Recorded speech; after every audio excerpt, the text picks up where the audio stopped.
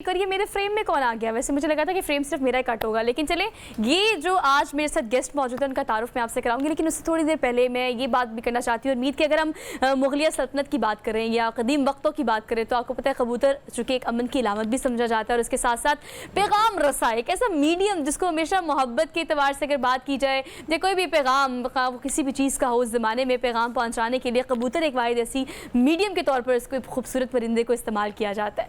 लेकिन अगर हम बात करें कबूतरों की एक एवरेज लाइफ की तो आज इस सेगमेंट को करने का मकसद ये है कि कबूतर की उम्र ज़्यादा से ज़्यादा 7 से 15 साल होती है।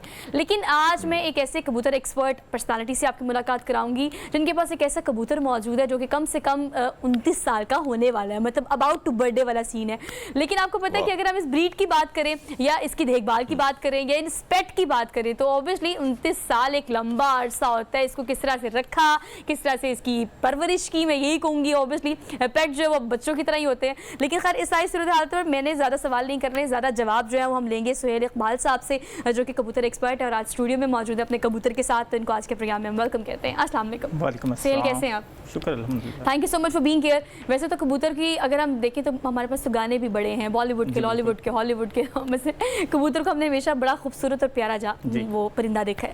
अब ये जो आपके पास ब्रीड है, पहले तो ये बताएं कि ब्रीड कौन सी है और दूसरा 29 साल। जी बिल्कुल, इसकी एज तो ये जब आपके पास आया तब इसकी उम्र क्या थी? ये हमारे पास सिर्फ 2 माह का था। ये 94 में मेरे वालिद साहब को किसी ने गिफ्ट किया था। अच्छा जी। तो ये ब्रीड है, सेटिनेट ब्रीड है ये। ओके। तो जब ये आया था 2 माह इसकी एज थी। तो उसके बाद ये पाकिस्तान में उस वक्त ये बड़ी यूनिक ब्रीड थी ना। अच्छा जी। तो इसकी फीमेल ढूंढने में 1 साल लग गया। 1 साल बाद हमने इसकी फीमेल ढूंढी, फिर इसका पेयर बनाया, फिर 15 साल हमने मतलब इसकी दुल्हन 15 साल इसकी ब्रीड ली। और अब मेरे केज में तो 90% जो बर्ड हैं वो इसकी आगे से औलाद हैं।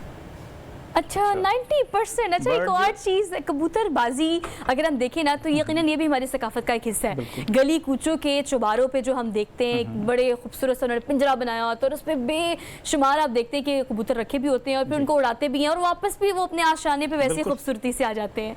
तो ये बताइएगा कि ये आपका शौक था, आपके ख़ानदान का शौक था या फिर? ये मेरा खालिस्तान ख़ानदानी शौक है।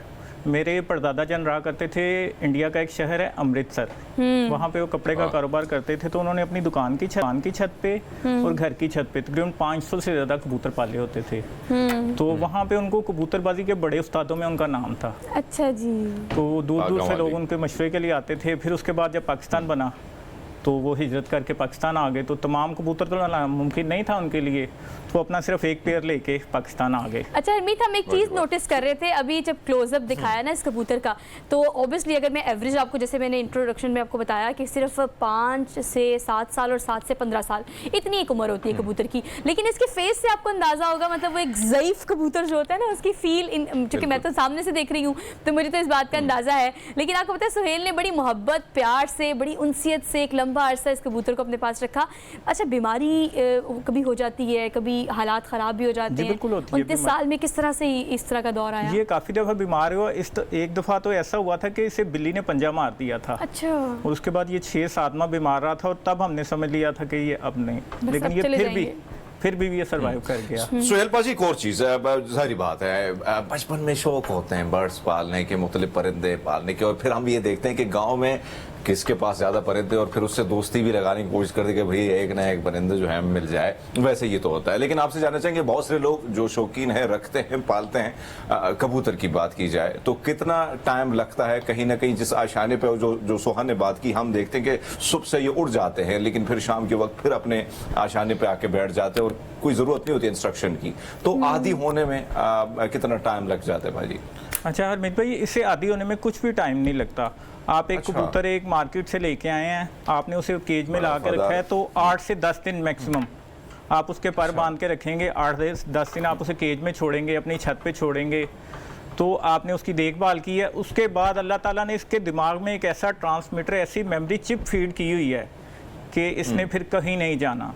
अगर ये कबूतर कहीं उड़ गया है बादलों में गया है, आंधी की वजह से कहीं चला भी गया है, तो महीने बाद, साल बाद, 2 साल बाद ये आपके घर पे वापस जरूर आएगा, ये कहीं नहीं जाता। ये बड़ा ही सुहेल भाई, एक और चीज, अब बॉलीवुड में इस चीज को बड़ा खूबसूरत तरीके से फिल्माया गया है। और जारी बात, एक वक्त था कि ना व्हाट्सएप थे, ना टेलीफोन था, तार था तो भी किसी हाथ में भैया के पड़ जाता तो फिर डंडे भी पड़ने थे। क्या टांका सेट किया अलका कपूर के इस कबूतर से कभी ट्राई मारा है सर आपने कभी? और जी, कबूतर से दुनिया में ऐसे ऐसे काम लिए गए हैं ज़माना कदीम में। आपको मैं एक बात बताऊं कि आपने नहीं लिया 1719 में इससे ख़तो किताबत का खुफिया पैगाम रसानी का एक काबिल एतमाद तरीका दरियाफ्त किया गया था। और आपको एक मैं बात बताऊं बड़ी इंटरेस्टिंग, कि जंग अव्वल के दौरान बरतानवी फ़ौज में इनको बड़े बड़े ओहदों से नवाजा जाता था। बड़े बड़े ओहदे दिए जाते थे, इनसे जासूसी करवाई जाती थी, खुफिया पैगाम भिजवाए जाते थे। अच्छा, बरतानवी फ़ौज के पास ना 2 ज़राए होते थे जासूसी के और पैगाम भिजवाने के। एक वो ट्रेन कुत्तों के जरिए करवाते थे और कबूतर के जरिए। जो कुत्ते होते थे वो ज़मीनी रास्ते थे जाते थे, या पकड़े जाते थे या मारे जाते थे, और कबूतर एक कामयाब जरिया था। अच्छा, जरिए की जब हम बात करते हैं, तो ज़राए की बात करते हैं, तो क्या मतलब आपका चूँकि शौक भी और ख़ानदानी आप इसको साथ विरासत के तौर पर भी लेके चल रहे हैं, तो क्या ज़राए आमदन भी मुमकिन है? जी बिल्कुल, पाकिस्तान में हज़ारों लोग इसकी फार्मिंग करते हैं और बड़े बड़े सैकड़ों एकड़ पे इसकी फार्मिंग की जाती है। अच्छा, कबूतर में 2 कैटेगरी होती हैं, एक फैंसी कबूतर पालना और एक हाई फ्लायर कबूतर पालना। जो पाकिस्तान के हाई फ्लायर कबूतर है ना, अरब ममालिक में बहुत मशहूर हैं। अरब ममालिक में इसके टूर्नामेंट करवाए जाते हैं। टूर्नामेंट का फॉर्मेट मैं आपको थोड़ा सा बता दूं कि 10 छतों से सुबह के टाइम 10-10 कबूतर उड़े हैं। अच्छा जी। और वहाँ पे टेम्परेचर होता है 50+ गर्मी का। और जो पाकिस्तानी कबूतर हैं वो मैक्सिमम टाइम तक उड़ते हैं, कि सुबह 7 बजे उड़े हैं तो उन्होंने कोई 6 बजे बैठा है, कोई 7 बजे बैठा है। और जो वहाँ के अरबी हजरात हैं वो हर साल पाकिस्तान में आते हैं और लाखों करोड़ों रुपए के कबूतर, टैडी कबूतर, कमगर कबूतर, रॉयल टैडी कबूतर और दीन मिस्त्री वाले एक और चीज, ये तो बड़ी खूबसूरत आपने बात की कि मैं सोच रहा हूँ कि टूर्नामेंट और इस किस्म की बड़े मजे की आपने दुरुस्त बात की। मैं सोचा कि बैट बॉल उठाए होंगे, बड़ा मजा ही आएगा। बस एक चीज जाहिर बात है कि हम घरों में तोते पालते हैं, फिर वो बोली भी वो सीखते हैं। सोहा ने भी बचपन में पाला था, वो भी यही कहता है, सोहा गई। सर ऐसे में क्या कबूतर को भाषा जो है वो सिखाई जाती है? नहीं, कबूतर की एक मखसूस जो है ना वही आवाज है अपनी, गुटर गुटर वही दिल को बड़ा मोह लेती है, इसकी वही आवाज है। हाँ, और वो खामोशी में बड़ी अच्छा साउंड करती है। लेकिन अच्छा, चलिए हम कुछ ऐसी बातें भी कर लेते हैं जो स्टीरियोटाइप है ना। आपको पता है कि अगर मैंने गली मोहल्लों के चौबारों पे खूबसूरत पिंजरों की बात की है जो कि बहुत हाइट में बड़े होते हैं, और कबूतरबाजी इन इलाकों में खासतौर पर अगर हम अंदरून साइड की बात करें तो एक कॉन्सेप्ट है कि यार आप वेले हैं तो आप ये कर रहे हैं, कबूतर उड़ाना कोई काम है, मतलब इस तरह की चीज़ें भी है ना। तो लोग इस कॉन्सेप्ट को इस तरह भी लेते हैं, खासतौर पर अगर पाकिस्तान में हम बात करें तो इसको कहीं ना कहीं किसी ना किसी तबके में बुरा भी समझा जाता है। इसके मैं 2-3 पहलू आपको बताऊंगा। सिर्फ एक मनफी पहलू है, सारे मस्बत हैं। कबूतरबाजी को बुरा इसलिए समझा जाता है कि आपने बिल्कुल वो बात की कि आपने देखा होगा कि ऊंचे ऊंचे चुबारों पे 40-50 फुट ऊंचे जाल बनाए होते हैं। वो इसलिए बनाए होते हैं कि लोगों के टूर्नामेंट के कबूतरों को पकड़ने के लिए।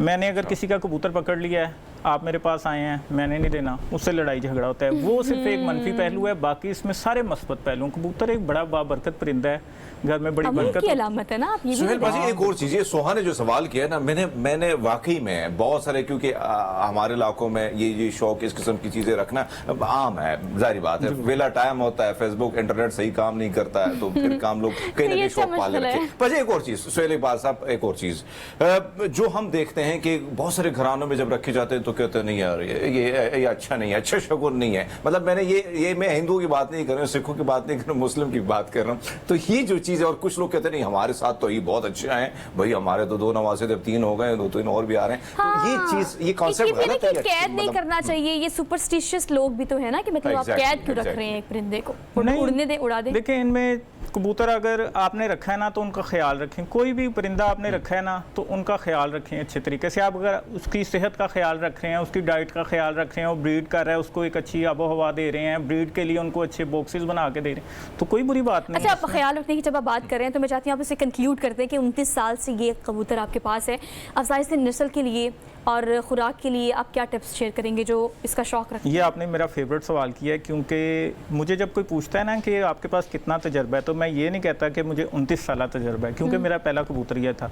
मैं उन्हें कहता हूँ कि मेरे पास सुहेल भाई, इकबाल साहब इसी के साथ ऐड कीजिएगा, एक सवाल ऐड कीजिएगा, एक चीज जो ऐड कीजिएगा, उसकी वजह यह है कि भाई ये जो आपका कबूतर है 19 साल बाद कहीं दुल्हनिया 1 साल पहले इसको मिली, क्या इसी तरह ही सारे सुस्त होते हैं या कहीं ना कहीं एक्टिव होते हैं, जल्दी जल्दी दुल्हनिया उठा के लेके चले जाते हैं, या इसी तरह स्लो? नहीं, ये बड़ा से बड़ा नहीं एक्टिव सवाल होता था, लेकिन expected। जब से इसे बिल्ली ने जख्मी किया था उसके बाद से ये जरा सुस्त हो गया हुआ है। लेकिन हम शुक्र करते हैं कि चले जिंदा है हमारे जिंदा है, पास। आपका पेट है ना। अच्छा, टिप्स क्विकली टिप्स मैं आपको दे दूं कि मैं आपको बता रहा था कि मेरे पास 29 साल तजर्बा नहीं है, मेरे पास 123 साल तजर्बा है, क्योंकि मेरे परदादा जान से भी मैंने बातें सुनी, दादा जान से भी सुनी।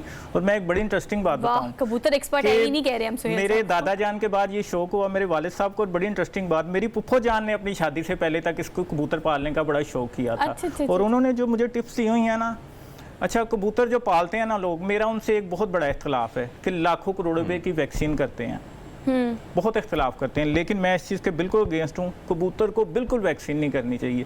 एक छोटा सा तरीका है कि आप अपने कबूतरों को हफ्ते में एक दफ़ा देसी लहसन का जूस पिलाएं। देसी लहसन, दूसरा very नहीं। good, देसी very nice, लहसन very एक nice। ऐसी हैवी एंटीबायोटिक है बगैर किसी साइड इफेक्ट के कि आपके कबूतरों में ना कभी कोई वायरस आता है Okay। और ना इन्हें कभी कोई बीमारी लगेगी। तो मेरे ख्याल से जो $100 टिप आपने दे दी है ना, ये हमारी स्क्रीन के उस सिर्फ देखने वाले वो तमाम लोग जो कि कबूतर पालने के शौकीन हैं, उनके लिए मेरे ख्याल से आज के दिन के लिए तो काफ़ी है। सुहेल साहब, thank you so much for being here. अच्छा लगा